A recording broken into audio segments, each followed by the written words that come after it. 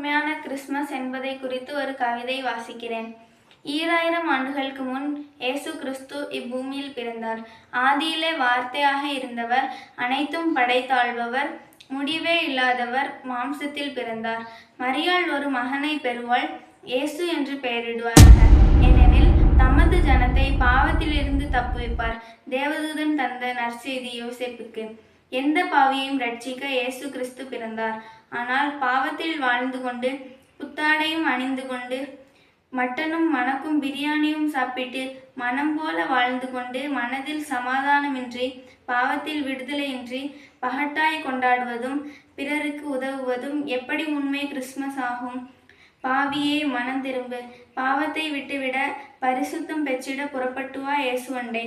என்னிடம் வரும் எவரையும் தள்ளேன் என்றவர் உன்னையும் ஏற்றுக்கொள்வார். மெய் ஒளியை ஏற்றுவார், உன் உள்ளத்தில் பிறந்திடுவார். கிறிஸ்து நம்மில் பிறப்பதே நமக்கு உண்மை கிறிஸ்மஸ்.